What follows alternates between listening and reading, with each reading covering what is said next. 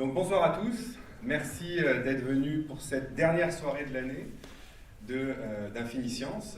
Alors c'est assez marrant parce que l'année 2022, on avait commencé en mars avec Simon Nicolas, je ne sais pas si certains parmi vous étaient là, le directeur du Centre spatial guyanais, qui nous avait parlé des fusées, des différentes fusées qui partaient depuis Kourou, et qui nous disait que le Centre spatial guyanais, il protégeait toute la faune et la flore de la forêt amazonienne. Et ce soir, on va repartir, mais je vous en reparlerai un peu plus tard, on va repartir en forêt amazonienne.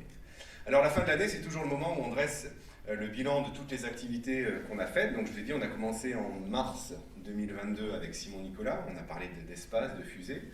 Et Simon Nicolas était allé dans le collège de Besse rencontrer les enfants de ce collège, et il avait eu plein de questions sur les fusées, et en particulier les enfants s'intéressaient aux explosions de fusées et à qu'est-ce qu'on a bien pu faire à ces animaux qu'on a envoyés dans l'espace, parce que les enfants s'intéressent toujours à ce qu'il y a de plus catastrophique. Je ne sais pas où est Serge, mais Serge pourra vous dire tout à l'heure que les enfants qu'il a rencontrés cet après-midi à l'école Alphonse Daudet étaient très intéressés par les piranhas et ce que pouvaient faire les piranhas dans l'eau. Donc ça, c'était assez marrant, et ça, c'est une des caractéristiques d'Infiniscience. Quand on invite un scientifique en Auvergne, on lui demande à ce qu'il fasse certes une conférence grand public, mais aussi qu'il aille rencontrer des enfants. Donc Simon Nicolas l'a fait, c'était au mois de mars.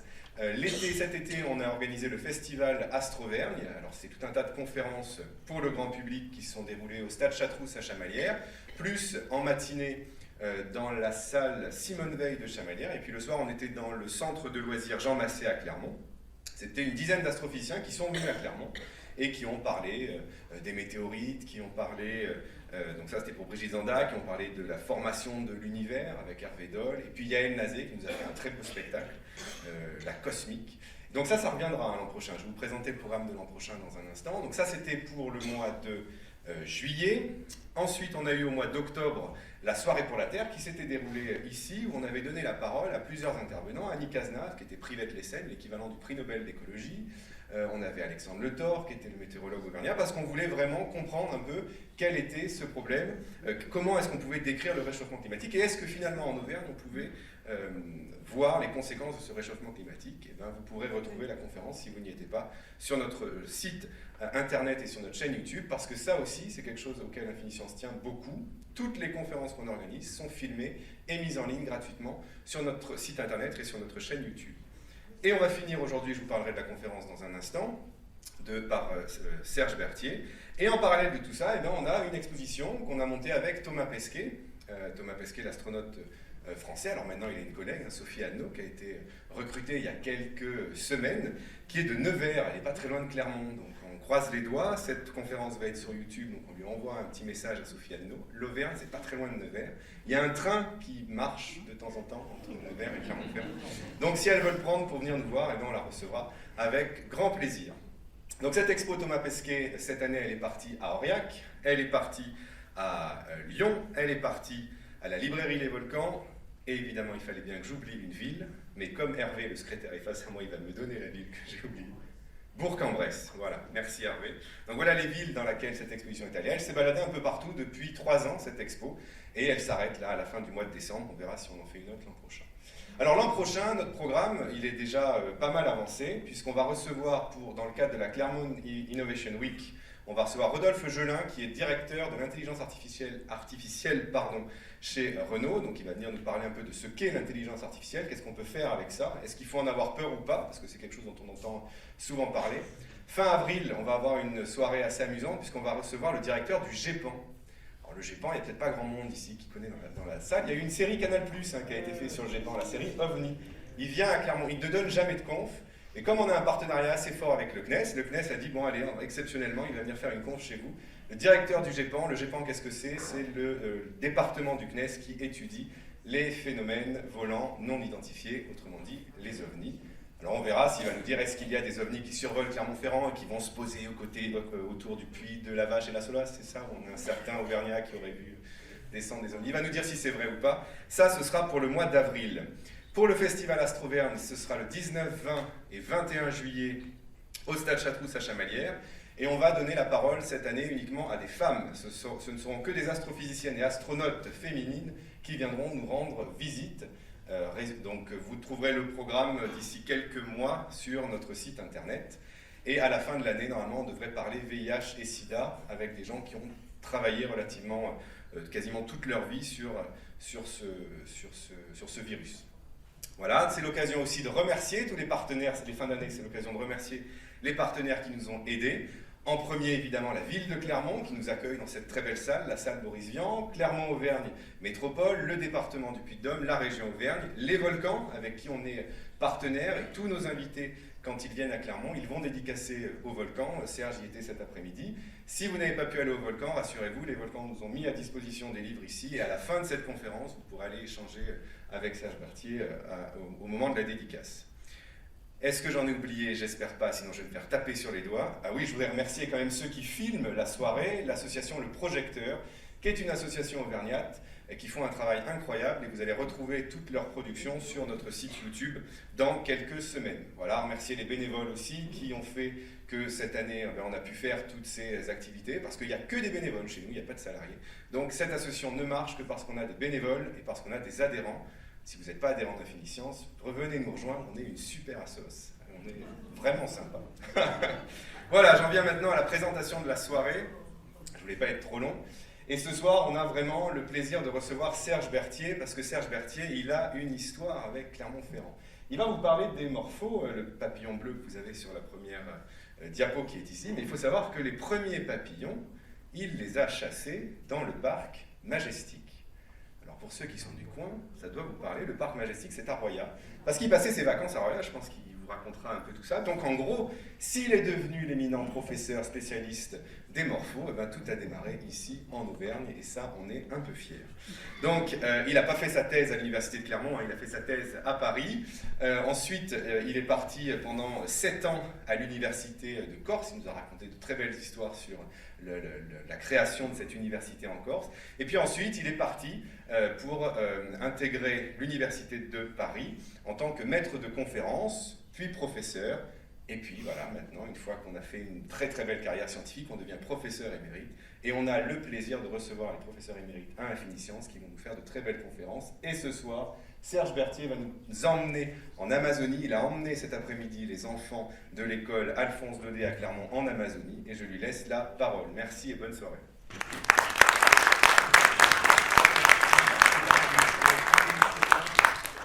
Bon, en attendant qu'on trouve la télécommande, je vais revenir sur les petits-enfants que j'ai vus tout à l'heure. Donc effectivement, je crois que je vais les montrer là. À un moment, je leur montre des piranhas parce que bon, c'est quand même des bestiaux auxquels on est confronté en Amazonie. Alors ils ont été très intéressés, mais je les ai beaucoup déçus parce qu'ils m'ont quand même demandé si quelqu'un s'était fait bouffer. Et à mon grand dame, j'ai dû leur dire que non. Même pas grignoter. Non, même pas grignoter. Voilà. Bon, sinon, oui, donc je suis physicien.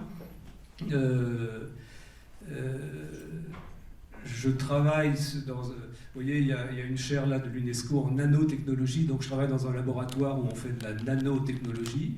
Nanotechnologie, ça veut dire qu'en gros, on fait toute la physique à l'échelle du nanomètre. Donc, nanomètre, le milliardième de mètre, donc c'est une dimension, c'est beaucoup plus gros qu'un atome ou une molécule, mais c'est beaucoup plus petit que... c'est beaucoup plus petit que le micron. Le micron, ça se maîtrise très bien, on sait faire des choses microniques. L'intermédiaire est très difficile. Et au milieu de tout ça, moi, je m'intéresse à ça, en particulier parce que eux savent faire ça très bien. Hein, c'est-à-dire que c'est vraiment un domaine qu'on maîtrise mal. On débute dans cette science-là, qu'on appelle la photonique. Donc photonique, c'est de l'optique quantique. Je ne vais pas vous embêter avec ça, si vous voulez. Mais en gros, voilà, c'est une façon de gérer la lumière, de gérer les photons, les arrêter, les faire tourner. Voilà. On peut faire tout ça avec la photonique. On débute dans ce métier, alors que aussi bien le morpho que ce serpent, par exemple, ils ont des structures photoniques. Toutes ces couleurs-là sont créées par des structures photoniques. Donc ils arrivent... Voilà, et c'est ça qui m'intéresse.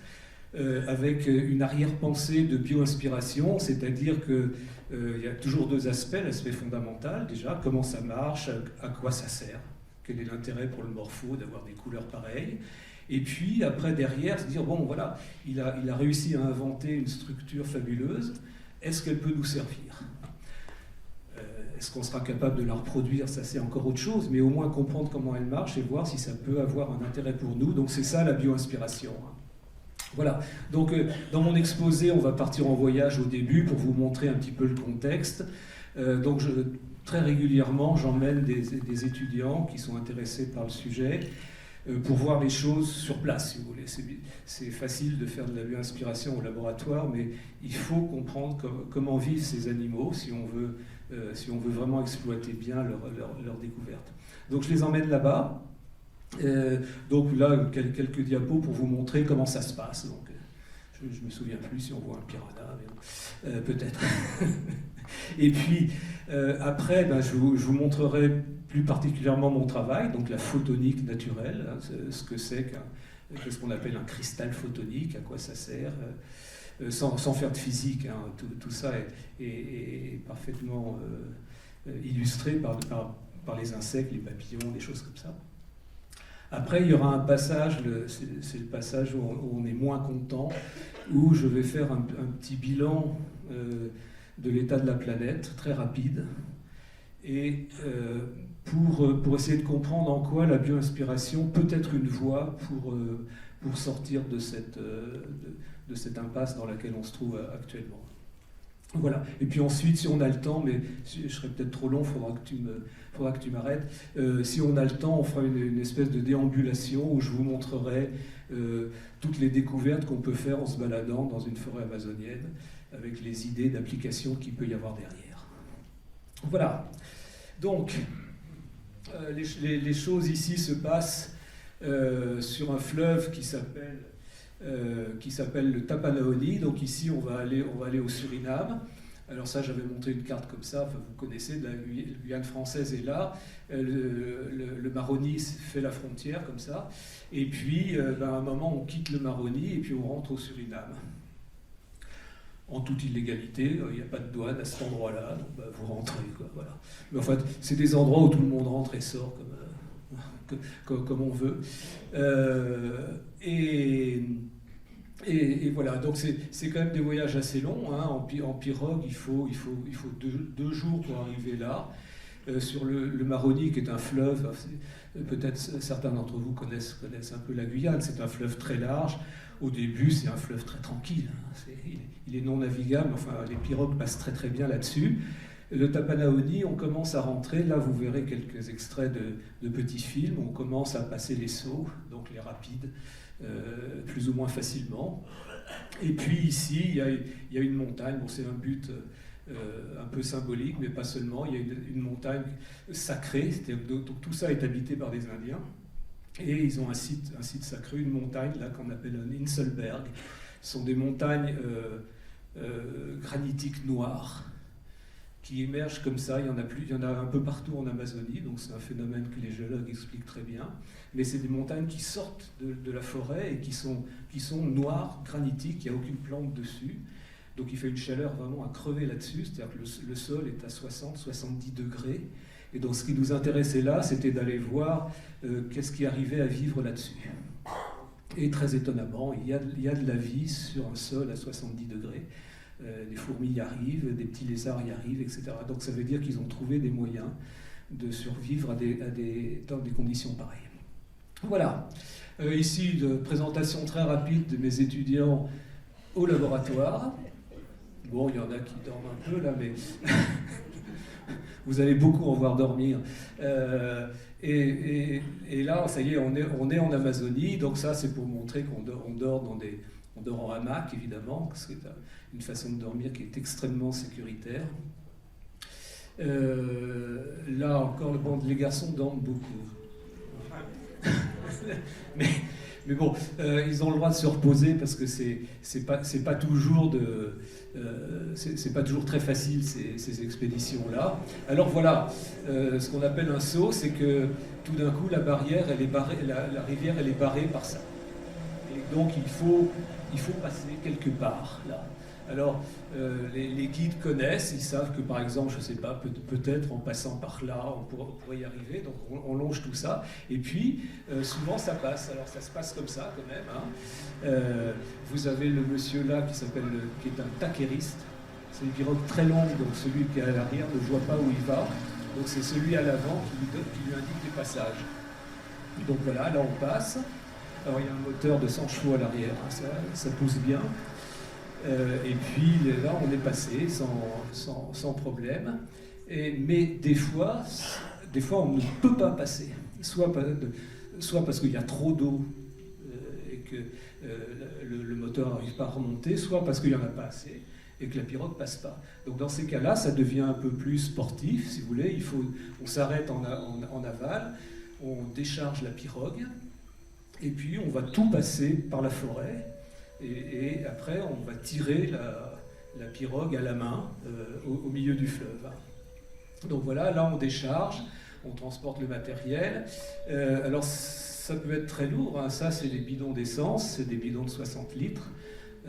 Il y a aussi des réserves d'eau. Donc là, on se balade comme ça, et puis c'est une marche en forêt sur un bon kilomètre. Voilà. Donc bon, il faut être jeune, quoi, c'est bien. C'est pour ça que j'emmène des jeunes. Voilà, on passe en forêt, et puis voilà, à un moment, tout le monde revient et on passe la pirogue. Alors ça se passe comme ça. Hein. Ouais, c'est des pirogues immenses qui sont magnifiques, hein, qui sont faites dans un tronc d'arbre unique. Et puis voilà, donc il faut la faire passer sur les rochers. Hein. Alors j'aime bien parce que vous voyez, vous avez des petites jeunes filles comme ça qui toutes frêles, et puis de l'autre côté, fort heureusement, vous avez deux colosses là et je crois que c'est eux qui font le boulot, quoi. Nous on les encourage de la voix et du geste, quoi, mais voilà comment ça. Donc voilà, c'est des voyages absolument passionnants, mais il y a la science quand même derrière. Hein. Je vais finir avec mes souvenirs de vacances et puis on va faire de la science. Voilà. Et puis donc voilà les fameux piranhas, si vous voulez, alors qui sont pas ce qu'il y a de plus dangereux dans le fleuve d'ailleurs, mais enfin vous voyez, ils ont quand même des mâchoires très impressionnantes, et donc là effectivement, les petits CM2, ils auraient quand même bien aimé qu'il y ait eu peut-être pas un mort, mais au moins un morceau d'arraché, quoi. Mais bon, j'avais rien, quoi. Voilà. Et puis alors après, là, on va terminer. Soit on dort en forêt, donc à ce moment-là, je vous montrerai tout à l'heure, il faut construire un carbet, c'est-à-dire une protection. Soit on s'arrête dans des villages habituels. Donc ici, vous voyez, on est dans un village, et puis il y a la pluie quasi habituelle en Guyane dans cette saison-là, saison des pluies. Donc moi j'étais là, donc mes études étaient là, c'était un peu de nuit avec tous les pour moi. Donc moi j'étais allé mettre moi un masque à l'abri, tout ici. Et donc j'ai passé la nuit avec tous les animaux du village qui eux aussi venaient se mettre à l'abri de la pluie. Donc il y avait les poules, les cochons, les chiens, enfin voilà. C'était passionnant. Alors on rencontre des rencontres magnifiques, voilà, une petite indienne qui s'était attachée à nous et qui ne nous quittait pas. Voilà le contexte. Et puis alors maintenant, on va revenir à la science. Qu'est-ce que c'est qu'un cristal photonique? Donc un cristal photonique, c'est un cristal qui est structuré donc à l'échelle de 50-100 nanomètres. Et 50-100 nanomètres, c'est la taille qu'il faut si vous voulez créer des effets colorés, par exemple. Pourquoi? Parce que le visible humain, ça commence à 400 nanomètres, ça finit à 800. Et en optique, on adore ce qu'on appelle lambda sur 4, c'est-à-dire le quart de la longueur d'onde. Si vous avez n'importe quoi, un bout de papier, un bout de plexiglas, qui fait un quart de longueur d'onde, vous aurez forcément un effet coloré. Voilà. Donc, alors les effets colorés, j'ai pas mis d'échelle là volontairement. Bon, je ne vais pas vous demander qu'est-ce que ça peut être, ces trucs-là. Parce que je crois que ça ne s'invente pas, si vous voulez. Mais enfin, ce sont, je vous le dis, ce sont des écailles sur des élytres de coléoptères. Voilà. Et les effets colorés, c'est ça. Hein.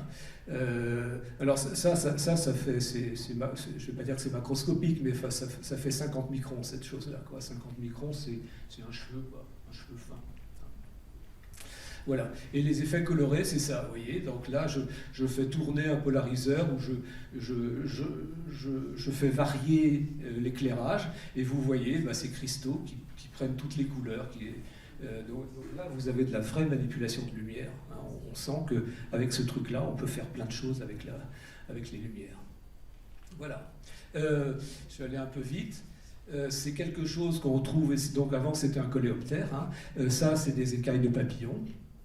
Donc là c'est pareil, hein. Vous avez, on voit déjà une structure un petit peu dessus, là ça va un petit peu vite. On voit une structure dessus là déjà, donc ça va créer un effet d'optique. Et puis ce bleu là, c'est une écaille de Morphos, hein. Ce bleu là, il a été créé par une structure photonique. Et puis là, vous avez un autre morpho. Donc Morphos, c'est une petite famille, il y a une trentaine d'espèces différentes. Voilà, vous avez un autre. Celui-là est très joli, je l'aime bien parce que... attendez, il est passé un peu vite. Il m'a semblé en voir un en passant. Là. On va le laisser venir tout seul. Donc là on est vraiment en Amazonie. Mais le suivant...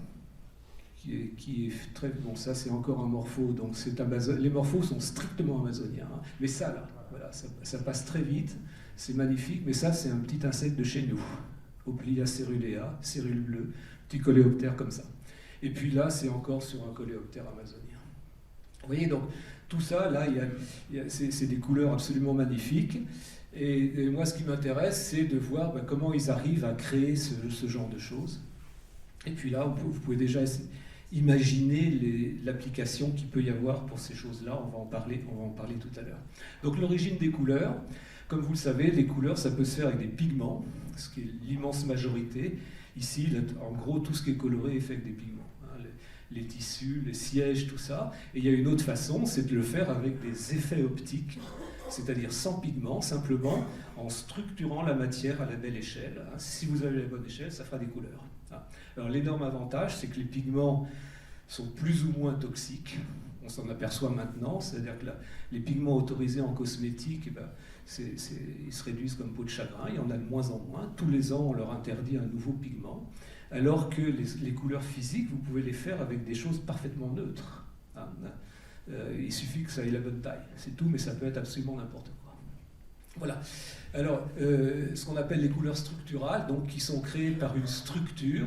Alors, ce qu'on appelle une structure, voilà, ce sera la seule physique que je vais faire là, c'est des objets qui présentent une périodicité. Il faut que l'objet soit périodique parce qu'il va interagir avec la lumière.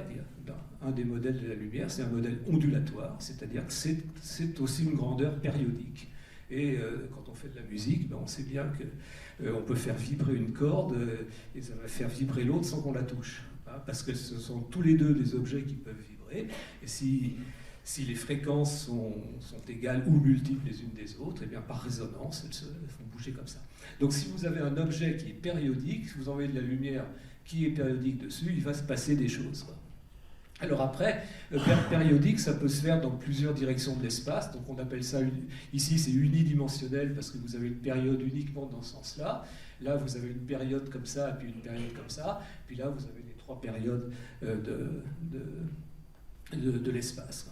Alors, nous autres physiciens, on sait faire ça depuis un siècle à peu près. Déposer des couches minces, c'est une technique très bien maîtrisée. Ça, c'est déjà beaucoup plus difficile. Souvent, on y arrive en partant de là, on fabrique ça, puis ensuite, on va aller tirer des traits dans ce sens-là. C'est pas très simple. Et le Graal, c'est de réussir à faire une structure tridimensionnelle. Mais si vous faites ça, c'est un prix Nobel garanti, parce que c'est la porte ouverte à un ordinateur tout optique, par exemple. Hein. Donc, vous voyez, les ordinateurs actuels, c'est quand même, ça traîne un peu quand même, parce que l'information, elle arrive par onde, c'est-à-dire à la vitesse de la lumière, mais votre ordinateur, lui, il travaille à la vitesse de l'électron, et ça va pas vite. Hein. Donc ça veut dire qu'à l'entrée, il faut convertir les ondes en électricité, ensuite l'ordinateur, il fait son petit truc, et à la sortie, pareil, on reconvertit en ondes pour que ça reparte, quoi. Et donc c'est un verrou, si vous voulez, qui freine énormément les choses. Et le rêve, c'est que ce soit optique du début à la fin. Voilà. Alors, quelques exemples des structures de la nature. Alors, je vais commencer par une structure unidimensionnelle. C'est un papillon historique qui vient de Madagascar. Un Chrysiridium madagascariensis. Si vous le regardez, donc un très beau papillon, si vous le regardez au microscope, voilà ses écailles. Et gardez bien en tête qu'il n'y a pas un seul pigment là-dedans. Vous les regardez d'un peu plus près, voilà, bon, ça donne ça. On commence à voir que c'est structuré, ces affaires-là, on commence à voir les stries là. Et puis, si on prend une écaille, on la coupe, et on regarde dedans, et on voit cet empilement de couches minces ici. Donc en fait, toutes les couleurs que vous avez vues avant sont des couleurs interférentielles. Bon, il y a de la lumière qui arrive, ça se réfléchit sur chacune des couches, et il n'y a que certaines longueurs d'onde qui ressortent, donc certaines couleurs. Voilà une structure unidimensionnelle. Alors après, bon, voilà mon fameux morpho. Lui, il a une structure bidimensionnelle. Alors ça commence à devenir beaucoup plus intéressant. Donc ça lui sert, alors déjà, ça ne va pas tout à fait dans le bon ordre, mais déjà à quoi ça lui sert à lui là, d'avoir des couleurs aussi voyantes que ça? Alors déjà, ce sont les mâles qui sont bleus, les femelles ressemblent à ça. Donc déjà historiquement, ça a été assez difficile de savoir qui était la femelle de qui. Parce que les papillons qui ont un tel dimorphisme sexuel comme ça, c'est pas simple. Donc les femelles sont comme ça, elles sont beaucoup plus grosses. Elles ne vivent pas au même endroit. Les femelles vivent au sommet de la canopée, c'est-à-dire quand même une bonne trentaine de mètres, voire plus. Et les mâles, eux, ils volaient en bas.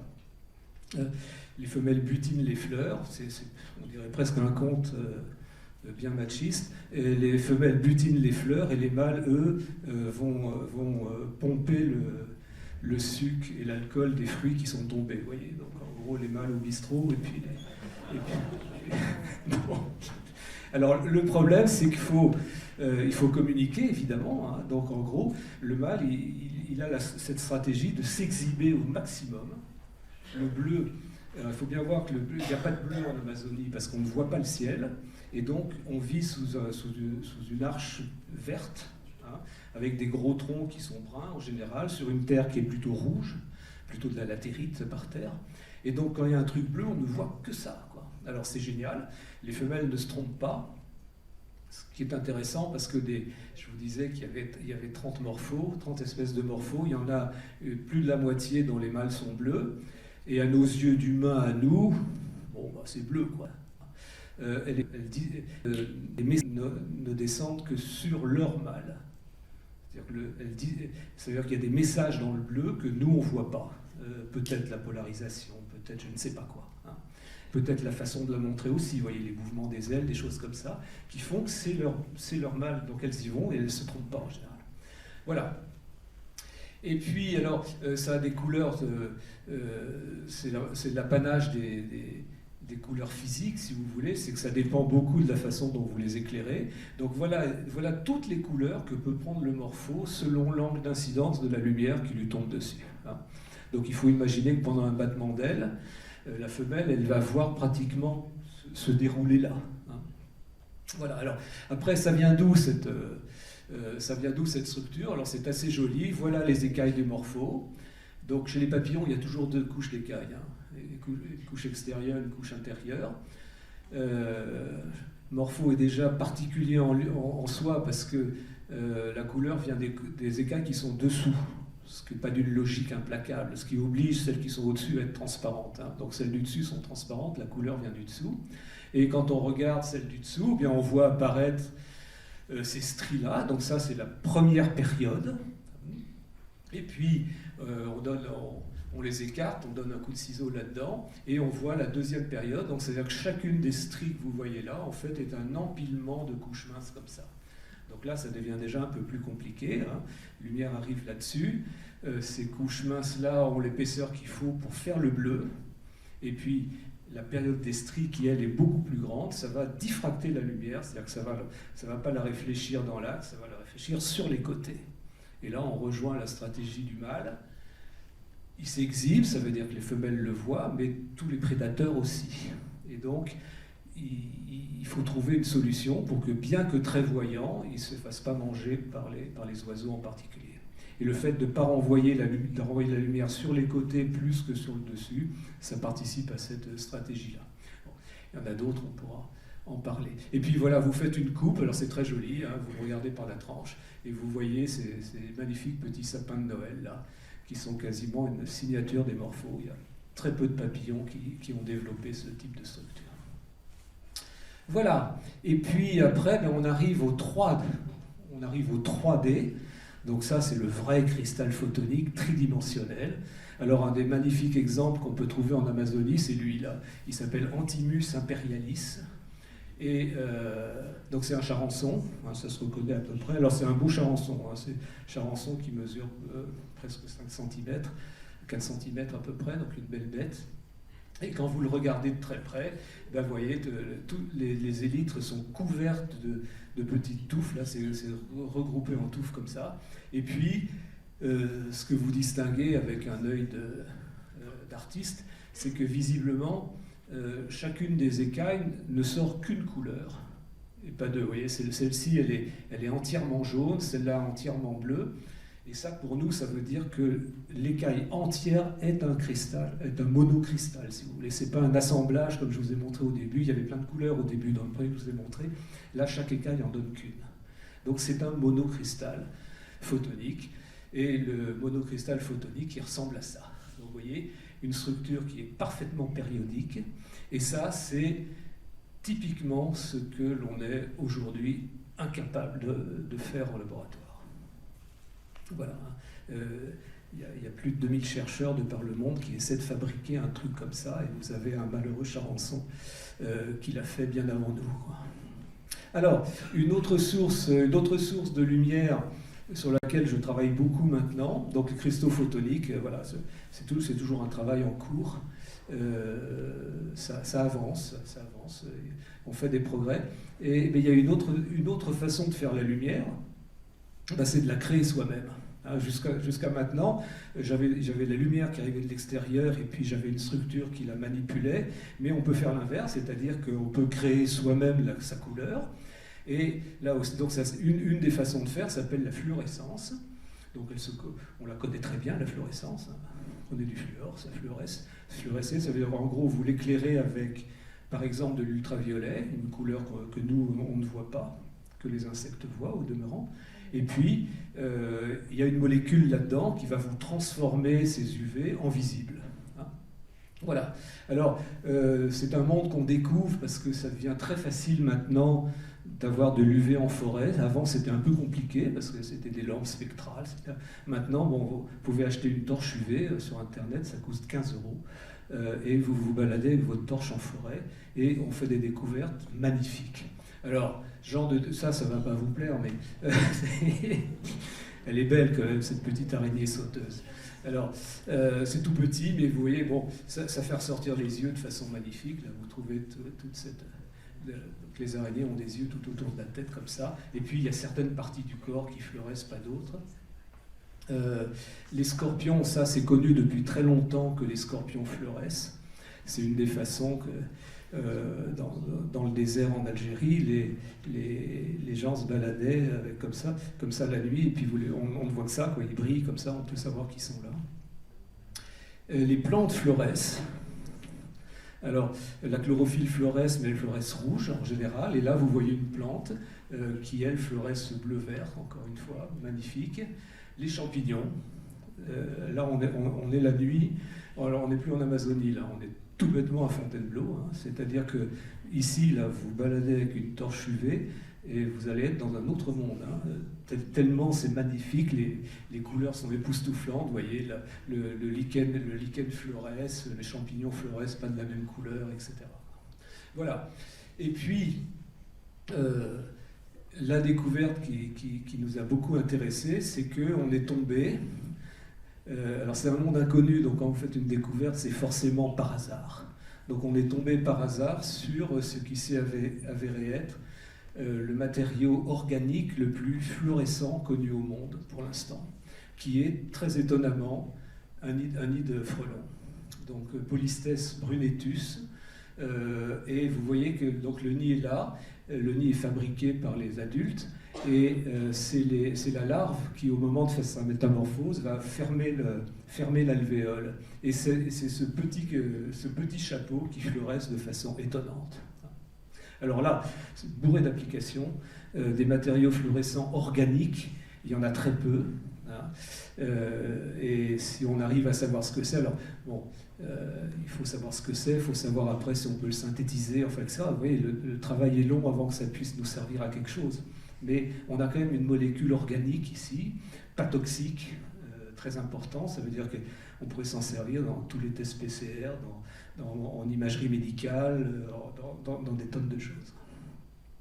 Alors après, il y a le côté aussi beaucoup plus qui me passionne presque plus que les applications, c'est quel est l'intérêt de la chose.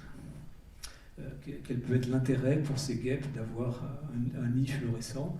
Mais on a des idées, mais avec des rendements pareils, si vous voulez, c'est tellement fort que ça change la couleur du nid. C'est-à-dire que la larve, quand elle fabrique ça, c'est pas du tout cette couleur-là, c'est jaunasse, un peu terne. Et puis dès qu'il y a un peu d'UV, y compris la nuit, les UV de la lune peuvent suffire à changer la couleur du nid. Donc ça peut être une façon de, je sais pas, se repérer, des choses comme ça. Voilà.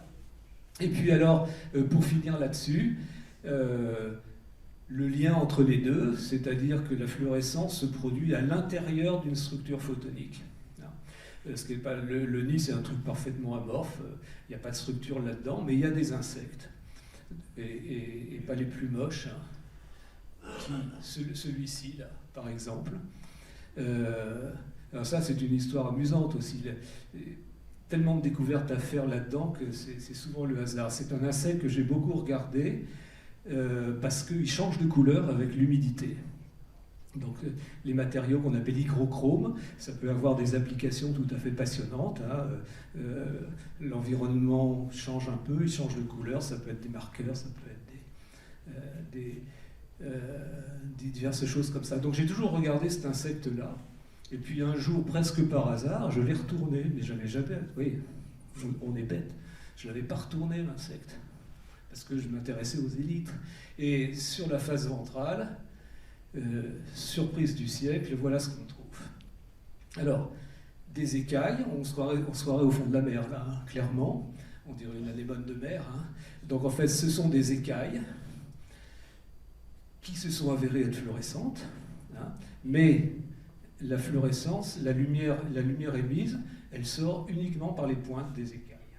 Ce qui veut dire qu'à l'intérieur de l'écaille, il y a quelque chose qui guide la lumière, qui l'empêche de partir sur les côtés et qui la guide vers la sortie, quoi. Voilà.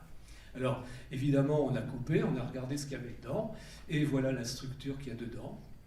Donc, une espèce d'hexagone un peu aplati, et on fait des petits calculs.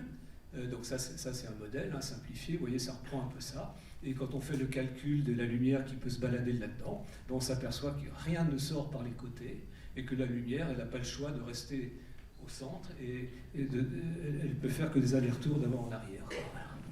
Donc un guidage de la lumière par... Alors après, là aussi, ne me demandez pas à quoi ça peut lui servir, à cette pauvre bête, ça se passe dessous, enfin, etc. Quoi.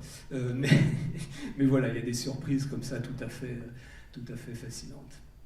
Alors, voilà, on va arriver à des choses un peu moins sexy ici. État des lieux très rapide, ça c'est une vision de l'ONU, qui a été, vous voyez, une vision qui date de 2012, où l'ONU a défini ce qu'on a appelé les limites planétaires, et ces limites sont à prendre au sens, si on les franchit, ça va être difficile de revenir en arrière, voire impossible. Alors ces limites, vous voyez, elles sont là. Appauvrissement en ozone. Donc ça, c'était le fameux, pour les moins jeunes, c'était le fameux trou dans la couche d'ozone, que accessoirement on est en train de boucher, si ce n'est déjà fait. On a supprimé les gaz, les fameux CFC, les gaz là, qui creusaient ce trou, pour les remplacer par des gaz qui sont à effet de serre, avec des pouvoirs d'effet de serre 10 ou 20 fois supérieurs au CO2. Voilà, donc on bouche un trou, mais à quel prix? Enfin bon, donc c'était une limite. Et puis alors après, bon, vous voyez, on va passer très rapidement sur les autres. Pollution aux aérosols, ça n'est pas mesuré, donc je ne sais pas comment ils ont fixé cette limite. L'acidité des océans, très important. L'eau potable, pollution chimique, occupation des terres agricoles, perte de biodiversité, des choses un peu plus subtiles, le flux d'azote, flux de phosphore. Azote et phosphore sont quand même deux éléments qui interviennent dans les engrais. Et puis changement climatique. Ce que vous avez là, c'est la situation en 1970. Donc vous voyez qu'il y avait un problème déjà, c'était le flux d'azote. C'est-à-dire qu'on balance de l'azote dans le cycle de l'azote, c'est un cycle semi-ouvert, comme on dit, c'est-à-dire qu'il ne se referme pas tout seul, il faut une intervention extérieure pour que ça revienne. En gros, tout l'azote que vous utilisez part dans la mer, il est récupéré par les produits de la pêche. Et le retour se fait via les poissons, pêchés par nous ou par les oiseaux, dans le guano, enfin vous voyez toutes ces choses-là. Voilà. Et bon, ce cycle-là est coupé, mais vous voyez que bon, finalement, en 70, c'était encore pas mal. Et situation en 2020, c'est-à-dire il y a 2 ans, flux d'azote, ça a explosé, perte de biodiversité, ça a explosé, changement climatique, ça a explosé, acidité des océans, c'est limite. L'appauvrissement en ozone, visiblement, ça repart un peu. Occupation des terres agricoles, on sent bien qu'il y a un moment, quand on les aura toutes exploitées, il va bien falloir faire autrement. Voilà. Alors, c'est pas très réjouissant. On a déjà 4 limites qui sont passées. Donc ça veut dire que la biodiversité, on ne reviendra pas dessus avant. Si on fait quelque chose, ça se verra dans 5 siècles, si vous voulez. Donc, voilà. Alors maintenant, je fais le bilan. Comment est-ce que la nature se structure? Donc on a parlé de structure photonique, là. On fait un petit bilan. Quels sont les matériaux avec lesquels la nature se structure et quels sont les éléments chimiques qu'elle utilise? Alors, il y en a un qui nous concerne directement, puisque nous-mêmes on est fait comme ça, c'est le carbonate de calcium. Carbonate de calcium, vous voyez, donc un carbonate ici, et puis du calcium, pardon, et puis voilà, un carbone, 3 oxygènes. Voilà, et avec ça, c'est évidemment le monde de tous les vertébrés, mais c'est aussi tous les coquillages, ça c'est un radiolaire, donc un plancton marin, donc voilà, tout ça c'est du carbonate de calcium. Ensuite, vous avez de la silice, alors ça c'est étonnant. La silice est un matériau, je crois que c'est le 2e élément chimique le plus courant sur Terre, juste après l'oxygène. Et finalement, relativement peu utilisé. Alors il peut y avoir des raisons à ça. Les grandes utilisatrices, on va dire, de silice, c'est les diatomées. Alors, là, il y a de la bioinspiration, parce que les chimistes ont pris beaucoup d'avance sur les physiciens dans ce domaine-là. Donc c'est une algue. Cette petite algue, elle est capable de fabriquer du verre à carreaux dans l'eau, c'est-à-dire à température ambiante, pression ambiante, pH ambiant. Nous, pour fabriquer du verre à carreaux, c'est 1500 degrés minimum. Voilà. Et bon, les chimistes ont retrouvé, un grand chimiste s'appelle Jacques Livage, a retrouvé la façon dont les diatomées font du verre à carreaux à température ambiante. Et ça se fait. Alors, il y a les diatomées, il y a cette magnifique éponge ici, là, qu'on appelle une éponge à crevettes, un aspergium. Et puis les plantes aussi. Il y a quelques plantes, vous voyez, qui se font des aiguilles en silice.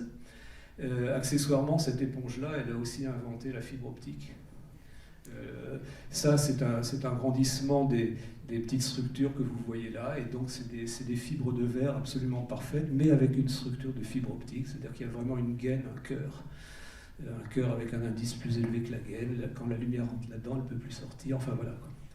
Et ça, c'est presque 1 milliard d'années, les éponges. Voilà. Et ensuite, vous avez la chitine. Alors, la chitine, c'est un matériau quasi universel. C'est les insectes. C'est tous les arthropodes, en fait. Donc, les insectes, les araignées, les scorpions, les crevettes, etc., quoi. Voilà. Et les arthropodes, c'est pratiquement 80% des espèces vivantes sur Terre. Quand vous trouvez une espèce, il y a 8 chances sur 10 pour que ce soit un arthropode, quand même. Beaucoup plus que les bactéries. Alors, je parle en nombre d'espèces, bien sûr, pas en nombre d'individus, là. Mais en nombre d'espèces, c'est les arthropodes qui dominent le monde, quoi. Donc, la chitine. Et puis, ce qui nous concerne, nous, la kératine. Donc, la kératine, il y en a 2, mais on s'en fout. La alpha, la bêta. La alpha, c'est nos cheveux. c'est plutôt les mammifères, et puis la bêta, c'est les oiseaux, les reptiles. Voilà, et c'est tout. C'est-à-dire que toute la nature est structurée avec ces 5 éléments-là. Hein. Alors on fait un petit...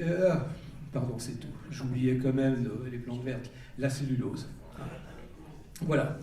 Et la cellulose, c'est intéressant la cellulose parce qu'on voit là apparaître une des caractéristiques de la vie sur Terre. Vous voyez qu'il y a déjà du multi-échelle dans ces choses-là. C'est-à-dire que vous avez une fibre de cellulose, vous avez des microfibres, vous avez des nanofibres, et puis vous avez les molécules au bout. Et ça, c'est une des caractéristiques du vivant, c'est le multi-échelle. On pourra en discuter, le multi-échelle permet la multifonctionnalité. Et la nature, toujours très économe, fait toujours multifonctionnel. C'est-à-dire qu'une aile de papillon, ça sert accessoirement à voler, mais ça sert à plein d'autres choses aussi. Ça sert à se chauffer, ça sert à communiquer, c'est antibactérien, c'est super hydrophobe, c'est auto-nettoyant, etc. Mais pour faire toutes ces choses-là, ça ne peut se faire que parce que c'est multi-échelle, multifonctionnel, multi-échelle. Une action, ça a une taille, si vous voulez. Donc si vous voulez avoir une action, il faut avoir un objet qui a la bonne taille pour que ça marche, quoi. Voilà, donc ça c'est les éléments structurants de la nature. Et alors je fais le petit bilan. On pourrait regarder là tous les éléments chimiques qui interviennent dans ces constructions. Ben, ils sont là. Voilà. Hydrogène, carbone, azote, oxygène, calcium, silice. J'ai fait le même avec un téléphone portable. Téléphone portable, 70 éléments chimiques différents pour faire un téléphone portable. Alors vous allez dire, bon, pourquoi pas, puisqu'on les a, les éléments. Mais si, il y a un vrai problème. Abondant, limité, menace émergente, menace sérieuse. Vous voyez, tout ce qui est au milieu ici, c'est-à-dire accessoirement les métaux rares, les terres rares et les semi-conducteurs, c'est-à-dire en gros tout ce qu'on utilise en ce moment pour faire notre transition écologique, elle se passe avec des matériaux qui vont disparaître à plus ou moins long terme. Court terme même, pardon, pour certains. Hein, il y a des choses comme ça. Germanium, fini. Plus de germanium, quoi. Alors que c'est un des 2 semi-conducteurs qu'on a utilisé le plus depuis qu'on sait faire des semi-conducteurs, si vous voulez. Voilà. Et vous voyez la nature. Donc à part le phosphore, mais ça c'est notre faute, tous les autres sont des éléments abondants qui se recyclent immédiatement. Quand un morpho meurt en Amazonie, en gros, dès le lendemain, il n'est plus là et toutes ces molécules sont déjà recyclées, sont passées chez d'autres organismes ou retournées en terre et réutilisées immédiatement, soit par une plante, soit par un autre organisme. Donc vous voyez, circuit court, à la fois en temps et puis en distance. Voilà. Alors que nous, tous ces trucs-là, on sait à peine les recycler, on en recycle, on essaie de recycler de plus en plus, mais enfin, dans un téléphone, on ne recycle pas grand-chose. Hein. Et en particulier, les métaux rares là, qui servent à faire nos batteries de voitures et les aimants des éoliennes, quoi. Voilà. Alors, voilà les 5 briques élémentaires de la nature. Hein. Carbonate de calcium, silice, ça je ne sais plus ce que c'est. Ça c'est la chitine, la kératine. La kératine, ça probablement est la cellulose, quoi. Voilà. Et c'est avec tout ça que vous faites tout. Les plantes, les animaux, tout ça. Alors, comme toujours, quand on veut faire beaucoup avec peu, eh ben c'est là que ça se complique. Hein. C'est que on sent que ça ne va pas être simple. Et donc, il va falloir ces briques-là, si vous voulez, il va falloir les structurer, les arranger les unes par rapport aux autres pour arriver à faire tout ce qu'on fait.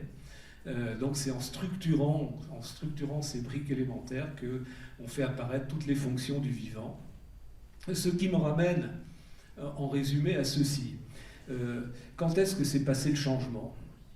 Alors le changement, en gros, on peut le dater à la maîtrise du feu. Donc maîtrise du feu, ça veut dire je suis capable de le faire, de l'éteindre, d'en faire des très chauds, des moins chauds, enfin voilà, vraiment maîtriser la chose. Et en gros, voilà, vous avez ici la biosphère, hein. C'est en proportion des espèces. Champ d'espèces, vous voyez déjà les insectes, c'est tout ça. Et parmi les autres animaux, les arthropodes, c'est plus de la moitié ici. Donc ça veut dire que les arthropodes, c'est vraiment les organismes vivants qui dominent le monde. Vous voyez que les plantes, c'est pas énorme. Bon, nous, j'ai mis un trait qui est 100 fois trop gros. On est rien ici, quoi. Mais voilà. Et donc finalement, depuis que Homo est apparu sur Terre, eh ben, au début, on faisait comme les autres. C'est-à-dire que on utilisait ce qu'on trouvait. Hein. Alors on fabriquait des outils, certes, mais avec un bout de bois, avec une pierre, avec de la corne. Vous voyez, toutes ces choses-là. Alors après, nous, on savait les façonner mieux que les autres, hein, mais on faisait avec ce qu'on trouvait. Et le feu a tout changé, parce qu'à partir de là, on transforme. Vous voyez qu'ici, il n'y a pas de transformation chimique de ce côté-là. Et à partir du moment où on maîtrisait le feu, on commence à transformer les éléments chimiques. On n'a jamais trouvé Moi, j'ai jamais trouvé un morceau de fer. Pareil, quand je trouve du fer, c'est que je l'ai fabriqué, si vous voulez. Donc il faut quand même réfléchir, ceci dit, à ces gars-là qui trouvaient une roche un peu bizarre et ils savaient qu'il y avait du fer dedans et qu'à partir de là, ils ont réussi à faire des outils en fer. Moi, je ne saurais pas, même aujourd'hui, faire un outil en fer à partir du minerai. Donc j'imagine pas comment ils ont fait à l'époque. Bon, ça a pris du temps, mais ils l'ont fait. Mais, donc à partir de là, on a transformé les éléments. Autrement dit, on a fait de la chimie. Les chimistes adorent quand ça chauffe, parce que ça marche toujours mieux. Donc on chauffe. Et on est les seuls à avoir fait ça. C'est-à-dire que tous les autres organismes continuent leur vie en utilisant ce qu'ils trouvent, et puis nous, ça y est, on a puisé dans les éléments naturels de notre planète, et ça a été génial. Voilà. Bon, c'est génial, moi je suis vachement content d'être là, truc fabuleux pour vous parler de loin comme ça. Et vous voyez, c'est bien. Puis on a une bonne médecine, on se soigne bien, globalement on vit plutôt pas mal. Par rapport à cela, il y a des gens qui vivent mieux que d'autres, mais enfin voilà. Donc c'est plutôt pas mal, mais en même temps, on sent bien que ça peut pas durer, hein, puisque on utilise des éléments naturels qui sont en nombre fini. Hein. Donc il y a un moment où ça va s'arrêter. Donc ici on est là. Et puis, on sait qu'à court terme, alors l'ordre n'est pas forcément le bon ici, un jour, il n'y aura plus de pétrole, il n'y aura plus d'uranium, il n'y aura plus de cuivre. Le cuivre, il fait partie déjà des éléments qui posent problème. Hein. L'utilisation du cuivre est réglementée. Vous n'avez plus le droit, vous avez un quota pour faire des casseroles. Le cuivre, on le réserve à la conductivité électrique, hein, parce qu'il n'y en a plus assez. Il y a des choses comme ça. Plus de fer, etc. Donc on sent bien que je plaffe. Si on continue comme ça, on va droit dans le mur.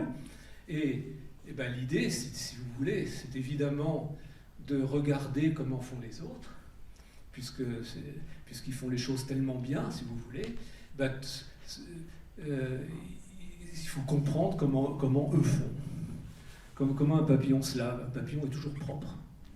Moi, j'aimerais bien savoir, quand vous êtes en Amazonie, j'attrape un morpho, moi je suis dégueulasse des pieds à la tête, couvert de bactéries, il fait chaud, ça dégouline, etc. J'attrape un morpho, il est sec, propre, il n'y a pas de bactéries. Bon. Voilà, une des questions, là. Par exemple. Alors, si vous voulez, ça ne veut pas dire qu'il faut régresser, hein, ça ne veut pas dire qu'il faut revenir ici, ça veut dire que tout ce qu'on fait ici, il faut apprendre à le faire avec les 5-6 éléments que je vous ai indiqués, le carbone, l'oxygène, etc. Ça vient, hein, on fait des semi-conducteurs organiques maintenant, vous avez vu les écrans de télé, on fait des LED organiques. Donc ça vient doucement, si vous voulez. Alors c'est très dur, mais c'est fascinant, parce que c'est une superbe physique. C'est surtout pas une régression, si vous voulez. Macron, quand il dit qu'il ne veut pas revenir aux bougies et que le modèle Amish ne lui plaît pas, il a une vision qui est un peu bizarre. Il ne s'agit pas de ça. Il s'agit de faire tout ce qu'on fait d'une autre façon, puisque globalement, on n'aura pas le choix, si vous voulez. Alors, j'imagine qu'on ne va pas envoyer tout de suite des fusées avec des matériaux organiques, mais des satellites, pourquoi pas. Vous voyez, on peut garder certains éléments, s'ils sont rares, on les recycle, etc. Mais il va falloir faire autrement. Voilà. Écoutez, j'ai encore un peu de temps. Oui ? Petite déambulation, bio-inspirée en Amazonie. Alors, vous avez ici morpho là, qui commencent à se chauffer. Et puis alors vous avez des grenouilles absolument magnifiques qui arrivent à voler un petit peu d'ailleurs. Elles ont des petites membranes là entre les doigts. Et alors ces grenouilles-là, certaines sont parfaitement comestibles, elles vivent dans la canopée, et quand il y a un prédateur qui arrive, c'est-à-dire à cet étage-là, c'est des oiseaux, alors elles ont une stratégie qui est tout à fait intéressante, elles se jettent dans le vide, tout bêtement. Alors elles se jettent dans le vide de 30 mètres de haut, et avant de s'écraser au sol, elles lancent une patte et elles restent collées sur la première feuille venue. Alors, du coup, voilà une de ces petites grenouilles arboricoles, là, magnifiques. Du coup, on est allé regarder ce qu'elles avaient au bout des pattes, forcément. Donc voilà, ça c'est une patte de grenouille typique. Et vous voyez qu'au bout des pattes ici, vous avez des espèces de petits coussinets, et puis on voit qu'ils ne sont pas très lisses. Hein. On commence à voir des petites choses qui apparaissent là-dessus. On regarde de plus près, voilà le bout d'un doigt. Et puis on regarde encore de plus près. Voilà les petits pavés qui sont là, vous les revoyez ici. Accessoirement, on voit un petit trou ici.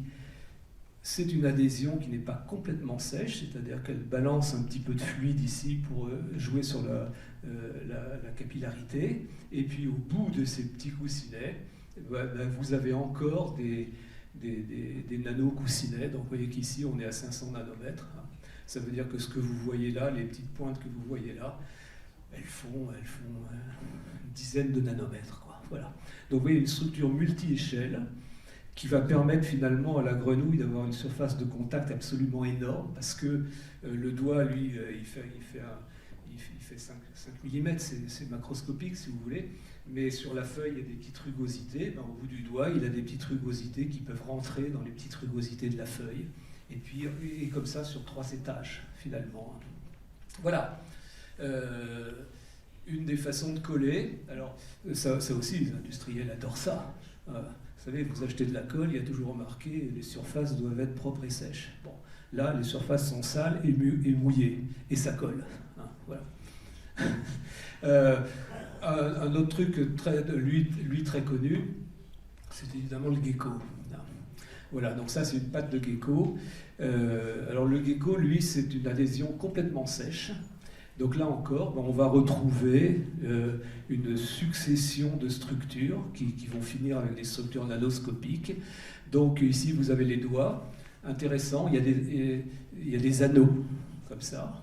Et on va comprendre pourquoi. Vous regardez ces anneaux d'un peu plus près. Donc on voit que ces anneaux, en fait, c'est des balais, quoi. Il y a des poils partout. Et puis vous regardez au bout des poils, il y a encore des poils. Et vous regardez au bout des poils, et il y a encore des poils, et il y a encore des poils. Il y a 7 niveaux de poils sur une patte de gecko, quoi. Alors, et ici c'est parfaitement sec, hein. La grenouille elle mettait un peu d'humidité. Là c'est complètement sèche, c'est complètement sec, et ça utilise des forces qu'on appelle les forces de Van der Waals, qui sont des forces très puissantes, mais à extrêmement courte portée. D'où l'intérêt d'avoir des structures surdivisées comme ça, c'est-à-dire que la portée est tellement courte que si c'est pas vraiment au contact, mais le contact c'est quelques épaisseurs atomiques, hein, pour que ça marche fort comme ça. Donc il faut vraiment pouvoir aller jusqu'à l'atome pratiquement, quoi. Voilà. D'où cette subdivision. Alors évidemment ça a donné des idées, je ne sais plus, donc, je ne vais pas montrer ici, mais il y a des entreprises, ça existe déjà, qui font des scotch qui marchent avec des forces de Van der Waals, c'est-à-dire que c'est un scotch sans colle. Et la colle est peut-être un des deuxièmes produits les plus polluants sur Terre. Il y en a partout, dans les sièges, dans les moquettes, dans les bagnoles, partout. Et c'est des produits plus ou moins toxiques. Là, ça colle sans colle. Le problème, alors le scotch, ça marche très bien, vous le mettez, vous l'enlevez, il peut servir plusieurs fois. Il y a évidemment les militaires qui ont équipé leurs commandos avec des surfaces faites comme ça. Alors ça permet effectivement de grimper sur des vitres, par exemple. Le problème, c'est que les forces sont tellement fortes qu'au début, le gars, il restait collé sur la vitre comme une mouche, quoi. Comme ça, il ne pouvait pas se décoller, quoi. Et donc je reviens aux petits anneaux ici. C'est-à-dire que vous ne pouvez pas vous décoller en tirant, quoi. Donc en fait, il faut dérouler comme ça pour faire sauter les petits poils les uns après les autres, quoi. Voilà. Donc les commandos, ils apprennent à marcher comme ça maintenant sur des objets un peu roulants comme ça. Voilà. Où on va après? Ah oui, les termites. Donc je ne vais pas montrer mes collègues, mais dans l'expédition, il y avait un spécialiste des termites. Et les termites aussi. Alors bon, là, c'est des choses peut-être un peu plus connues. Voilà une termitière. Alors c'est des objets, celle-ci, elle est australienne, je crois. C'est des objets qui peuvent mesurer jusqu'à 15 mètres de haut, ces trucs-là. C'est une véritable cathédrale. C'est pas un iceberg, il n'y a pratiquement rien en dessous, hein, contrairement à ce qu'on dit des fois. Et alors, ce qui est sidérant là-dedans, c'est que voilà, ici, il fait une chaleur à crever. À l'intérieur, il fait 24 degrés. Parce que c'est la bonne température. Elles élèvent des champignons, il y a une champignonnière. Et si c'est trop chaud, les champignons meurent. Donc, en fait, vous pouvez avoir des parois qui sont à 70, 80 degrés, et à l'intérieur, 24 degrés. Donc, évidemment, le principe, alors, c'est des principes de circulation d'air. Il y a de l'air frais qui arrive en bas, qui se réchauffe, qui monte, et puis ça fait des circulations comme ça. Et c'est des principes qui ont été utilisés sur plusieurs immeubles, mais en particulier celui-ci, qui est en Afrique, je ne sais plus très bien où, qui marche à peu près de la même façon. Hein, c'est-à-dire qu'il n'y a plus de clim là-dedans, et ils arrivent à avoir des températures tout à fait raisonnables, 24-25 degrés sous les tropiques, c'est génial, quoi.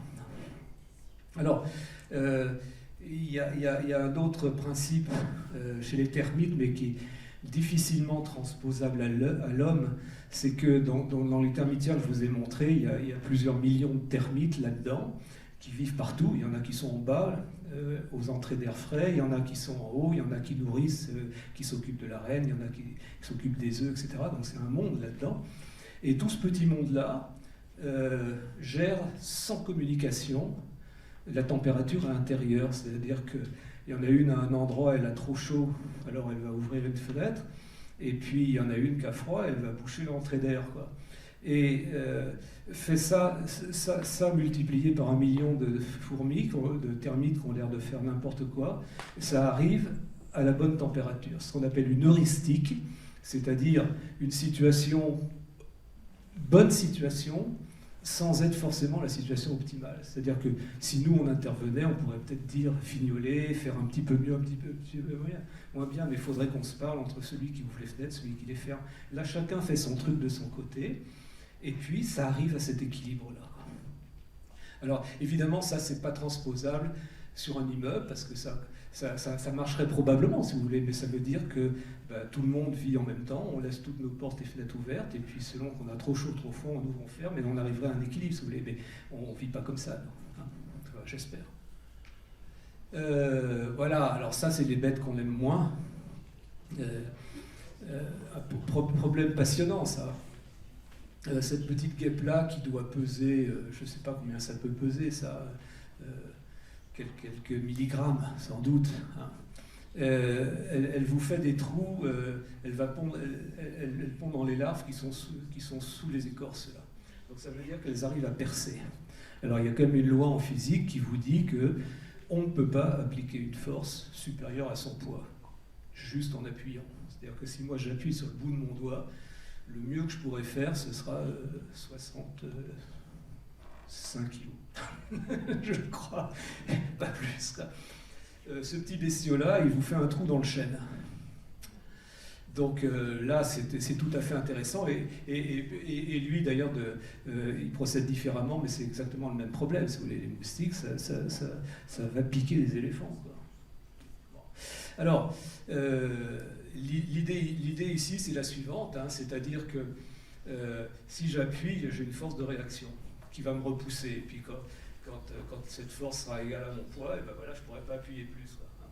Ça s'arrête comme ça. Donc l'idée, c'est de lutter contre la réaction. Et en fait, elles appuient avec 2 pics séparés et qui marchent en alternance. C'est-à-dire qu'il y en a un qui pousse pendant que l'autre, avec ses petits crochets, est incrusté dans le bois et donc ne peut pas être repoussé. Et puis ensuite, c'est l'autre qui pousse et un qui s'accroche et ça marche comme ça. Alors ça, c'est intéressant parce que on n'y pense pas trop, mais quand on envoie un robot sur Mars ou sur la Lune, votre robot qui pèse 200 kg sur Terre, arrivé sur la Lune, je ne sais plus combien il pèse, ou sur Mars, il pèse 50 kg, si vous voulez. Alors on va dire, oui, bon, et alors ça veut dire qu'il ne peut pas appuyer plus fort que 50 kg, quand même. Et donc, les sondes sont équipées de systèmes comme ça qui empêchent la réaction de repousser le robot. Alors le moustique, lui, il a une application. L'intérêt du moustique, quand il vous pique, il ne faut pas que ça fasse mal. Parce que si ça fait mal, il reçoit une baffe et ça ne marche plus. Donc en gros, la piqûre doit être indolore et la douleur vient après, une fois que c'est fini. Alors lui, c'est pareil, hein, il a une double seringue comme ça. Et il procède comme ça. Alors c'est compliqué le moustique, ils ont des écarteurs d'abord, enfin bon, très compliqué, mais dans les deux cas, si vous voulez, ça donne lieu à des applications, donc des outils sans effort, et puis des seringues sans douleur, développées par des Japonais. Voilà, la transparence, domaine très intéressant en optique. Hein. On aimerait bien faire des surfaces très transparentes. Vous avez un beau papillon ici. Vous allez trouver beaucoup de surfaces anti-reflets sur tous les insectes qui ont des grandes ailes transparentes. Alors, l'idée des grandes ailes transparentes, c'est que comme c'est transparent, c'est un bon camouflage. Alors, le problème de ces choses-là, c'est les reflets. C'est-à-dire que si vous avez une surface lisse, ça va faire des reflets, et un reflet, on ne voit que ça. Hein. Donc on peut être transparent et faire des reflets, et donc il faut être transparent sans faire de reflets. Et donc vous allez trouver ça chez les cigales, vous allez trouver ça chez les libellules par exemple, et donc en surface, ils ont développé, vous voyez, des petits picots comme ça, qui s'avèrent être des surfaces anti-reflets, qu'on utilise chez nous d'ailleurs, alors pas forcément sur nos lunettes ou sur nos optiques, parce que ça pourrait s'encrasser si vous voulez, et puis toutes ces nanostructures, vous ne pouvez pas passer un coup de chiffon dessus, quoi. Mais si vous avez toutes les optiques des satellites sont faites comme ça, hein, avec des anti-reflets. Sur nos lunettes et nos optiques, on met des couches successives. L'idée, c'est d'adapter l'indice entre l'air et le verre, si vous voulez, pour qu'il n'y ait pas un choc quand la lumière arrive. Elle veut passer progressivement, elle ne veut pas se buter sur une surface. Donc nous, on met des couches. Alors c'est très bien les couches, mais toutes ces couches doivent avoir un indice différent. Bon, l'indice, je ne rentre pas dans les détails, mais ça veut dire que ce sont des matériaux différents. Et s'ils sont des matériaux différents, ça veut dire que quand ça chauffe ou que ça refroidit, ils ne vont pas se dilater de la même façon. Autrement dit, les couches vont se décoller. Et ça fait les optiques qui s'écaillent au bout d'un temps, parce que les couches, elles dilatent comme ça, et puis voilà. Alors qu'ici, c'est le même matériau qui fait les pointes et qui fait la matière. Donc vous pouvez chauffer, refroidir. Voilà. Et nos satellites, ils ont évidemment ce problème-là. Hein. Le côté qui est face au soleil, il peut être chaud, et puis celui qui est à l'ombre, il est à la température de l'espace, c'est-à-dire je ne sais plus combien. On a un astrophysicien ici. Froid, quoi. Voilà. Et donc, vous imaginez, il tourne le satellite. Le truc, il passe du chaud au froid, comme ça. Bon, il est mort en quelques jours. Voilà, les anti-reflets. Alors ça, on sait faire pas mal de choses. Vous voyez, celui-là, c'est un anti-reflet industriel. Et alors je parlais de multifonctionnalité. L'immense intérêt de ces structures-là, c'est qu'elles sont aussi antibactériennes. C'est-à-dire que... 3 minutes ? Ouais. C'est-à-dire qu'une bactérie ne peut pas se développer sur un truc comme ça, elle s'empale. Et donc on met des structures comme ça sur les manches des outils chirurgicaux, sur les poignées des portes dans les hôpitaux et des choses comme ça. Donc je passe sur l'hydrophobie, surface sèche, je laisse tomber. Ça, c'est une belle réalisation qu'on a fait nous-mêmes avec Saint-Gobain. Vous voyez, on a imprimé des écailles de papillons sur du verre à carreaux pour le rendre super hydrophobe. Ce petit coléoptère qui vous trouve de l'eau dans le désert, même façon. Les petites bosses sont hydrophiles et les creux sont hydrophobes. Donc la vapeur se condense sur les bosses, et dès que la goutte est trop grosse, elle roule, elle tombe sur une surface hydrophobe. Et elle roule, et le vent, il prend cette position-là parce que le vent vient comme ça. Donc ça pousse la goutte vers la bouche et il boit comme ça. Donc on a fait des filets qui récupèrent l'eau dans le désert pour des choses comme ça. Voilà, donc j'en termine là. Le bon et le mauvais biomimétisme. Donc c'est une chronique qu'on avait publiée dans Le Monde sur le biomimétisme. Le biomimétisme, c'est forcément une approche pluridisciplinaire. C'est-à-dire que moi, je suis physicien, et ça m'oblige, mais c'est un plaisir, mais ça m'oblige à travailler avec des biologistes, par exemple. Et on n'est pas du même monde, quoi. On ne parle pas la même langue, donc il faut se comprendre, ça prend du temps, c'est compliqué. Ils ont des façons de faire des mesures qui ne sont pas les mêmes que nous. Moi, j'ai passé ma vie à faire des mesures sur des morphos. Mais moi, je prends un morpho, je fais une mesure, et je suis content. J'ai ma mesure sur mon morpho. Je donne ça à un biologiste, il me dit, mais ta mesure, elle ne vaut rien. J'en ai rien à faire. Parce que ma mesure n'est pas représentative de l'espèce morpho. Il faut faire 100 mesures et faire la moyenne de tout ça. Et ça me donne... Eux, c'est ça qui les intéresse. Moi, ça ne m'intéresse pas d'en faire ça. Moi, ce qui m'intéresse, c'est la propriété optique de la structure que je vois là. Vous voyez, enfin bon, on a des problèmes comme ça. Il faut évidemment que les réalisations soient acceptables par nos sociétés. Il doit être contributif, etc. Autrement dit, si vous voulez, le biomimétisme doit être au service de la vie. C'est pour ça que je n'aime pas beaucoup le TGV japonais qui est inspiré du bec du martin pêcheur ici, parce qu'il est génial. Mais c'est un TGV, ça veut dire que le pays est coupé en deux par des clôtures qu'il y a de chaque côté de la voie. Ça veut dire que vous empêchez la circulation des animaux. Alors on peut faire des tunnels, etc. Vous voyez, mais enfin, voilà, on fracture le paysage. Et puis, je ne vous l'ai pas montré là, mais le plus gros laboratoire de biomimétisme au monde, c'est la Navy américaine. 2000 chercheurs qui s'inspirent de la nature pour vous faire des torpilles furtives, indiscernables, etc., etc. Donc le biomimétisme, ça peut aussi servir à s'exploser, quoi. Bon, voilà. Et pour finir, un petit cadeau, alors c'est tout neuf. J'ai fait ça juste avant de partir. C'est que je vous ai trouvé un petit puits de dôme sur les élites de ce coléoptère là, vous voyez, donc vous avez exactement la forme, vous avez même la route qui est là, et voilà, quoi. Bon, la différence, c'est que, vous voyez, ça fait 400 microns de haut, quoi, contre donc 1465 pour celui-là. Voilà, merci beaucoup.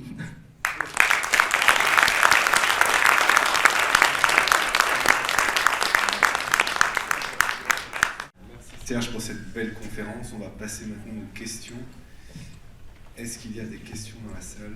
Je vais poser la première question. Est-ce qu'il y a dans le spatial des gens qui commencent à réfléchir à l'envoi de satellites qui seraient inspirés par tout ce qu'on vient d'écouter? Objectivement, je ne crois pas. Je ne crois pas. Par contre, ce qui est possiblement utilisé, ça va me permettre de reparler du morpho. C'est des matériaux qui s'auto-stabilisent en température. Alors, ça, c'est une de mes premières découvertes en bio-inspirées. Les papillons, comme tous les insectes, quand on était petit, on appelait ça des organismes à sang froid. Alors on ne le dit plus parce qu'en fait, quand il bouge, son sang est à la même température que le nôtre, donc il n'est pas froid. Mais ça voulait dire qu'en gros, eux, ils n'ont pas de régulateur interne de température. Nous, on est dispensé de ça, qu'il fasse 0 degré ou 50 degrés dehors. Si je ne suis pas malade, ma température, c'est 137,7 et c'est parfait, quoi. Voilà. Eux, pas. Eux, ils sont tributaires des températures extérieures. Alors c'est pour ça qu'un papillon, mais ça ne les empêche pas que pour avoir une activité normale, il doit être à la même température que nous. C'est la température pour que les cellules fonctionnent bien. Voilà. Donc comment fait-il? Il n'a pas le choix, il fait rarement 37 degrés. Bon, si en Amazonie, des fois, si vous voulez, mais voilà. Ici à Clermont, je pense qu'il n'a jamais fait 37 degrés, quoi. Donc ça veut dire qu'il faut qu'il se chauffe autrement. Alors, il y a toujours deux façons de faire, heureusement, mais la façon universelle, c'est l'énergie solaire. Donc il capte. Alors si c'est des papillons noirs, eh bien, il capte directement. Les ailes absorbent la lumière. Si c'est des papillons blancs, les pyrites du chou classiques, ils se servent des ailes comme réflecteurs et ils concentrent la lumière sur le thorax qui lui est noir. Donc il va absorber comme ça. Ouais. Alors, donc ça marche très bien. S'il n'y a pas de soleil, ils peuvent trembler comme nous. nos tremblements, c'est une lutte contre le refroidissement. On dégage de l'énergie comme ça. Donc les papillons font ça quand il n'y a pas de soleil. Vous pouvez avoir des ailes qui vibrent sur place comme ça. En fait, ils contractent les muscles antagonistes en face. Donc il y en a un qui tire, l'autre qui pousse. L'aile ne bouge pas, mais par contre, les muscles dégagent de la chaleur. Voilà. Donc ils font comme ça. Et le problème de l'énergie solaire, et c'est le problème de nos capteurs à nous, c'est la surchauffe. C'est-à-dire que quand vous chauffez au soleil, bon voilà, la température va monter, et puis votre papillon, il arrive à 37 degrés, il est content, mais il y a toujours du soleil. Alors, il peut essayer d'aller se mettre à l'ombre, c'est ce qu'ils font en général, mais s'ils atteignent 45 degrés, ils meurent. Et donc en fait, on a regardé ça, alors c'est une physique, c'est pas si simple que ça à expliquer, mais ça vient du matériau lui-même, de la chitine et puis de la façon dont ils l'ont structurée. Dès qu'elle est trop chaude, elle se met à rayonner plus qu'elle ne devrait, donc elle rayonne de l'énergie, donc elle refroidit. Et si elle refroidit, elle redevient absorbeur, donc elle réchauffe. Et tout ça se stabilise, devinez, à 40 degrés. Voilà, donc c'est exactement le problème de nos capteurs photovoltaïques, par exemple, ceux qui font de l'électricité. C'est des semi-conducteurs, ils n'aiment pas la chaleur. Donc plus votre capteur est chaud, et plus le rendement est faible. Et ça, c'est très embêtant, parce que d'abord, le rendement est faible. Mais plus le rendement est faible, ça veut dire que moins il convertit la lumière en électricité. Et donc plus il la convertit en chaleur. Vous avez vu, ces panneaux sont très sombres parce qu'il faut qu'ils absorbent, c'est bien. Mais du coup, ils chauffent. Et moins ils font d'électricité, plus ils chauffent, donc moins ils font d'électricité. Voilà. Donc il faut stabiliser les capteurs photovoltaïques. Idéalement à 20 degrés. Bon, 30 ça va très bien, si vous voulez. Alors il y a plein de façons de faire. Il y a des grandes centrales maintenant qu'on construit sur l'eau pour ça. Donc on peut les refroidir par-dessous, on peut faire circuler de l'eau, on peut les coupler avec des capteurs photothermiques par exemple, c'est-à-dire réutiliser cette chaleur, tout de suite la faire partir pour avoir de l'eau chaude, vous voyez des choses comme ça, quoi. Bon, les papillons, ils n'ont pas besoin de tout ça. Quand ils sont trop chauds, ils refroidissent, et quand ils sont trop froids, ils chauffent, quoi. Voilà. Donc ils se stabilisent à 40, qui n'est pas forcément pour nos capteurs, c'est pas une température idéale, mais c'est le principe là qui est intéressant. On peut reprendre ce principe-là et l'adapter à la température qu'on veut. Et donc je pense que dans le spatial, il y a aussi beaucoup de travaux sur des matériaux émissifs comme ça, qui se mettent à rayonner plus qu'ils ne devraient dès qu'ils sont un peu chauds, et puis qui arrêtent de rayonner quand ils redeviennent froids, quoi. Donc voilà, ça amortit le choc du chaud-froid côté soleil et côté ombre là, qui est mortel, quoi. Merci. Est-ce qu'il y a des questions? Il y en a une. Vous avez choisi le morpho. Est-ce que c'est le premier papillon que vous avez étudié et pourquoi celui-là? Alors, c'est pas le premier. Nicolas, vous avez dit que j'avais attrapé un papillon ici à Roya. Bon, ceci dit, je m'en souviens très bien. C'était un vulcain. Donc le vulcain, c'est un très beau papillon noir et rouge, très commun d'ailleurs. Mais voilà, donc j'avais 5 ans. L'étude a été très courte. Alors après, le morpho. Déjà parce que c'est un papillon un peu mythique, que j'allais déjà en Amazonie pour d'autres raisons, travailler sur l'art plumaire des Indiens. Donc ça, c'est une autre... Il y a de la structure, hein, c'est pas une lubie, c'est qu'il y a aussi de la structure photonique dans les plumes d'oiseaux. Donc je travaillais là-dedans.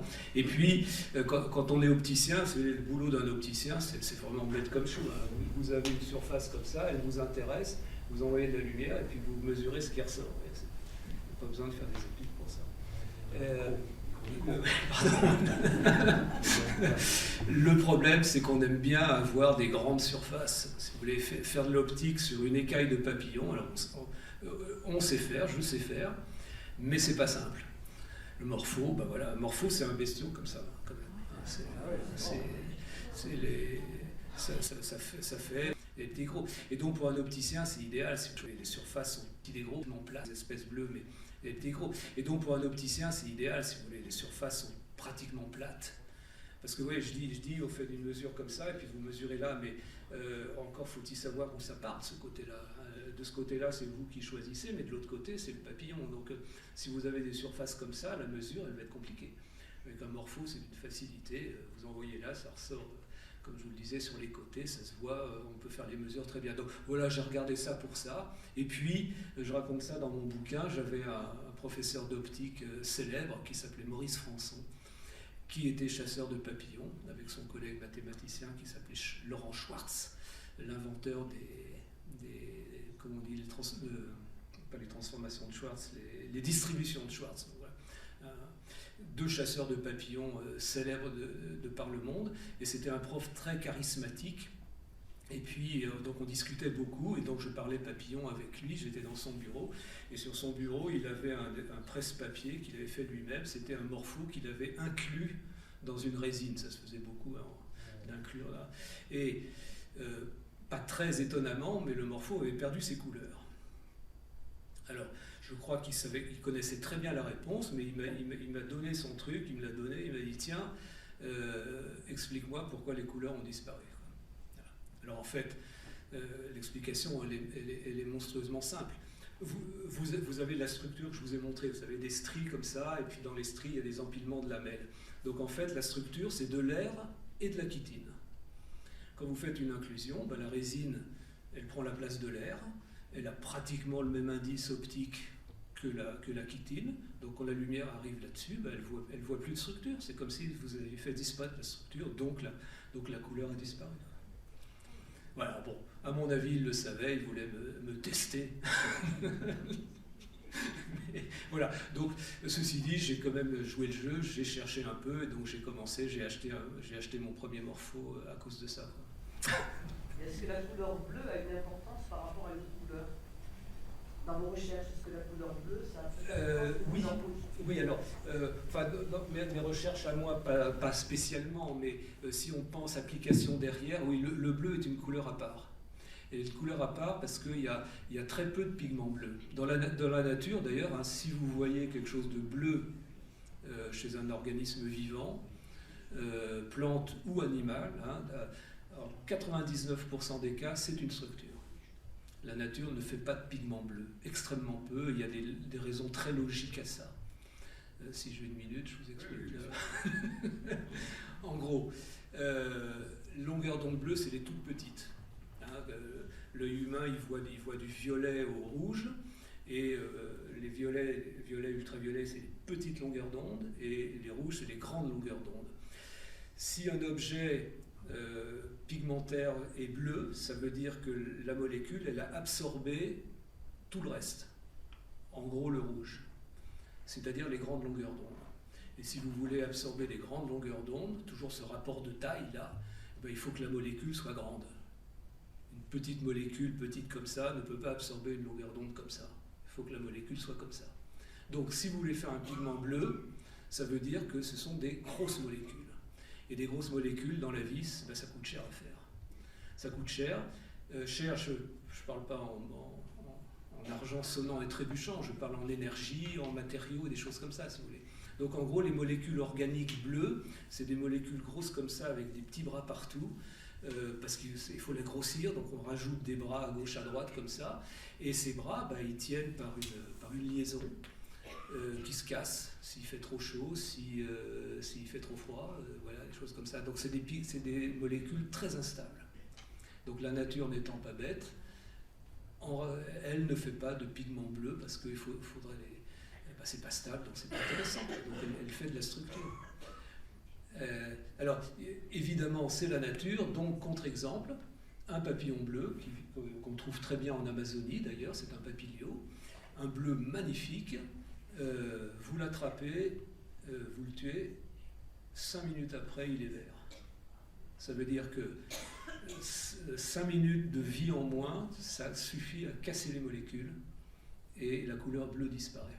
Tellement ce sont des produits instables. Ce qui veut aussi dire que le papillon, il passe sa vie à fabriquer des pigments en permanence. Voilà.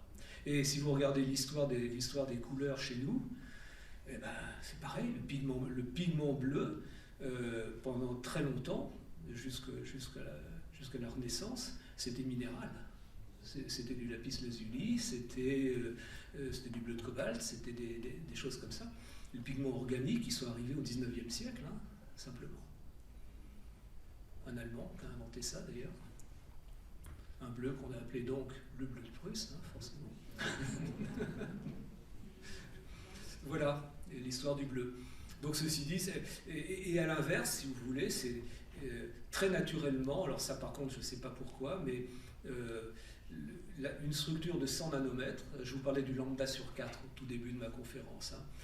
Lambda la longueur d'onde, le bleu 400 nanomètres, lambda sur 4, 100 nanomètres, bah, très étonnamment, tous les insectes là, ils accumulent des couches les unes sur les autres et ces couches font 100 nanomètres. Voilà. C'est une taille que la nature aime bien faire, il n'y a peut-être pas forcément de raison à ça, mais c'est comme ça. Visiblement, j'ai jamais trouvé de papillons qui faisaient des couches de 300 nanomètres. Ils font des couches de 100, voilà. Donc colorées. Alors s'ils font 110, ça sera plus du bleu, ça sera du vert, vous voyez, des choses comme ça. Mais voilà, c'est une taille que la nature fait très, très facilement, quoi. Parce que vous pourrez me dire, pourquoi elle ne fait pas du rouge si c'est si facile? Parce que visiblement, elle n'arrive pas rouge, il faudrait faire des couches beaucoup plus épaisses, et visiblement, ça ne se fait pas trop. Est-ce qu'on a d'autres questions? Ah, il y en a eu deux.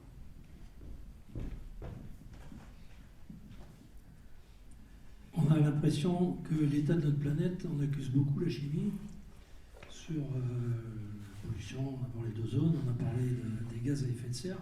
Et en vous écoutant, je me dis que la physique, c'est peut-être le salut de... Vous avez sûrement raison. C'est pas un physicien qui va vous dire le contraire. Mais... Non, mais si vous voulez, objectivement, la vie, c'est de la chimie. Il n'y a quand même pas des tonnes de physique dans... Donc c'est vrai que l'impact de la chimie est colossal, quoi, si vous voulez. Est-ce que c'est la chimie qui va nous sauver? Ça, par contre, j'en suis pas sûr. Mais pourquoi pas, si vous voulez.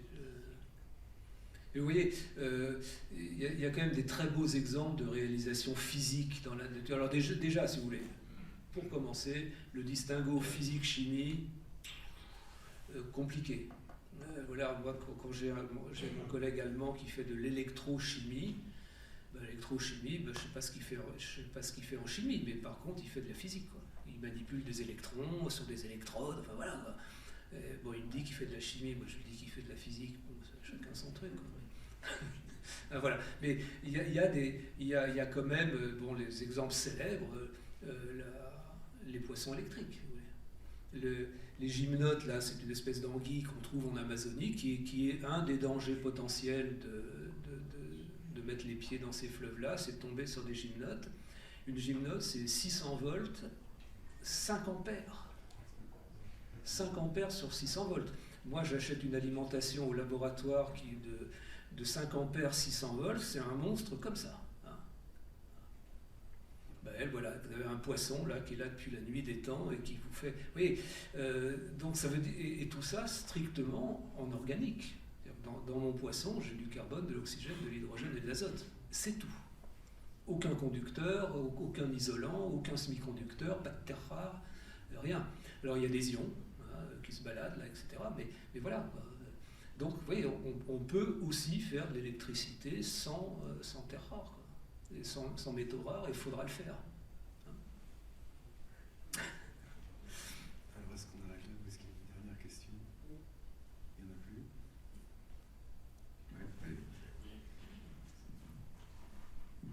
Merci. En fait, moi, la question, c'était la nature, finalement, c'est juste, je ne sais pas combien de pourcentage vous avez montré là aujourd'hui dans cette conférence, mais je pense qu'il existe énormément de choses et je veux juste savoir par quoi on commence parce qu'il y a tellement de choses aujourd'hui à explorer, il y a même peut-être des choses qu'on ne connaît pas encore. Bien sûr. Mais, si vous voulez, c'est une des raisons, bon, il y en a 1000, mais c'est une des raisons pour préserver la biodiversité.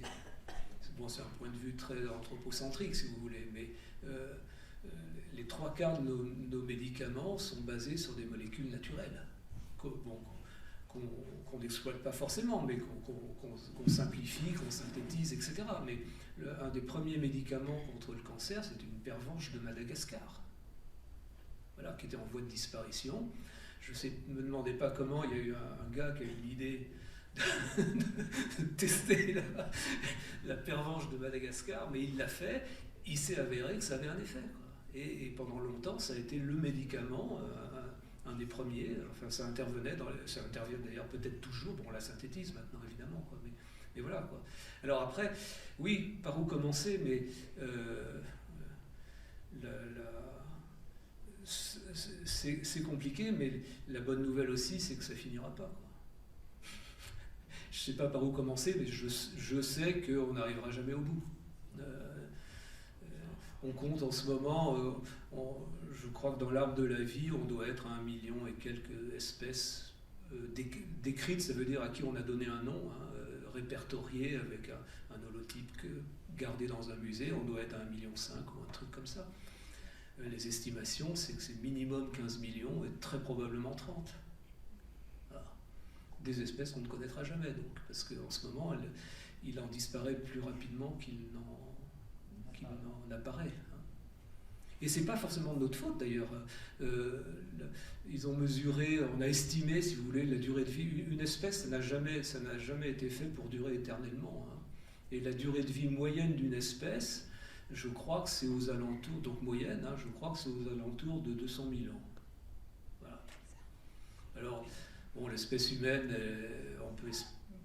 je ne sais pas si elle peut manager ça, si vous voulez. Est-ce qu'on sera suffisamment malin pour la prolonger plus longtemps que ça? Parce que 200 000 ans, ça veut quand même dire que ça commence à chauffer quand même. Ça sent le sapin un peu là. Et quand on voit un peu ce qu'on est en train de faire, si vous voulez, oui, ben on comprend bien quoi, qu'il y a ce danger-là.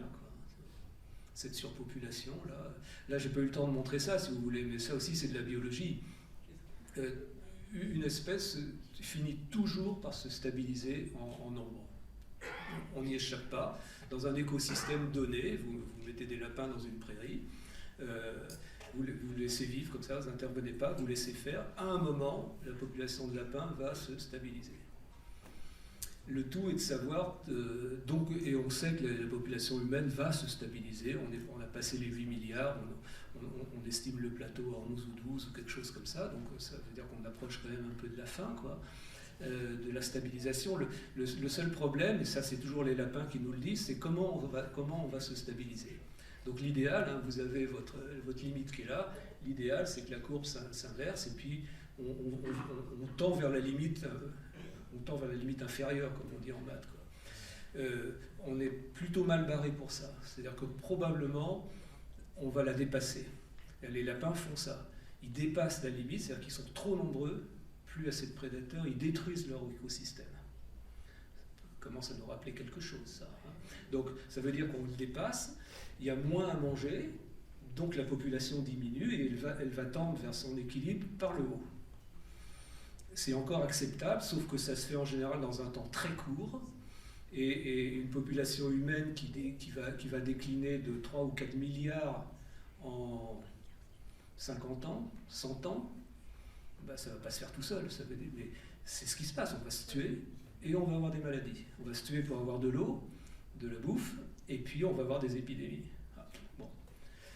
Et puis le scénario encore plus catastrophique, c'est que dans les deux précédents, la niche écologique résiste. Le lapin, il l'a foutu en l'air, mais la population de lapins a baissé, tout n'était pas mort, ça a repoussé et ça revient. Et le danger, c'est que la niche écologique ne résiste pas, donc elle disparaît. Et alors c'est pas grave, ça veut dire que c'est plus des lapins, c'est une autre espèce qui va venir derrière, qui elle vivra très bien dans cette nature détruite pour les lapins, mais pas pour tout le monde. Et ce sera une autre espèce qui va recommencer le cycle, qui va croître, qui peut-être en mangera trop, etc., etc. Voilà, peut-être qu'un jour on sera remplacé par des aliens, quoi. Réponse au mois d'avril avec un Vinicius. Alors, on ne peut pas finir sur une note négative comme ça. Non, absolument pas. J'étais à l'école cet après-midi et tu as rappelé une phrase qui a été dite par un génie de la Renaissance. Est-ce que tu peux la redire au moins? Léonard de Vinci, ouais. Évidemment. Alors, ça aussi, c'est un peu l'histoire de la bio-inspiration, si vous voulez. On dit souvent, et d'ailleurs le journaliste là, qui vous a interviewé ce matin a dit cette chose laquelle je ne suis pas tout à fait d'accord en disant bio-inspiration, c'est une histoire vieille comme le monde. Je ne suis pas sûr. Je ne suis pas sûr que l'homme se soit tant inspiré de la nature que ça, probablement pour les armes au début, la lance, le harpon, l'hameçon, vous voyez, toutes ces choses-là, c'est effectivement des trucs qu'on trouve dans la nature. Un dard de guêpe, c'est une flèche magnifique, si vous voulez. Voilà. Donc, peut-être. Mais sinon, après, pas tellement. Quoi. Au Moyen-Âge, bon, les Romains, toujours dans les arts guerriers, si vous voulez, la technique de la tortue, voilà, bon, ça peut être inspiré, effectivement, très probablement, par une carapace de tortue. Les phalanges macédoniennes, vous savez, ces gens avec des lances immenses, là, comme ça, quand ils étaient attaqués, hop, et ben, c'était un porc-épic. Personne ne pouvait passer ça. Voilà des inspirations, toujours militaires, et d'où le laboratoire de la Navy, si vous voulez, dans d'autres domaines. Et puis voilà, donc finalement, pas de grandes inventions civiles, on va dire, si vous voulez, bio-inspirées, jusqu'à Léonard de Vinci. Donc Léonard de Vinci, qui a énormément étudié la nature, c'est le premier à avoir vu qu'il y avait un désordre structural dans la nature qui était très important. Il étudiait les cours d'eau avec les tourbillons. Il a vu que les tourbillons étaient multi-échelles. Il y en avait des gros, puis dans les gros, il y en avait des plus petits, que où ça tournait dans des sens un peu différents, etc. Donc il a étudié le désordre dans la nature. Et il enseignait, et il disait à ses étudiants, allez observer la nature, là est votre futur. Voilà, joliment dit, ben on peut finir là-dessus. Et c'est ce que j'ai dit aux jeunes ce matin, je crois qu'ils n'ont pas suivi complètement, mais je pense vraiment, après ce qu'on a vu là, si vous voulez, que je pense que la bonne façon de s'en tirer, c'est de revenir à un mode naturel, c'est-à-dire économique en éléments, recyclable rapidement, sans déchets. Il n'y a pas de déchets dans la nature. Hein. Vous voyez, tous ces principes dont on parle beaucoup maintenant, mais un peu tard. Et puis surtout, pour l'instant, on ne sait pas faire. Quoi. Mais voilà, ben, ça veut dire qu'il y a du travail. Quoi. Merci.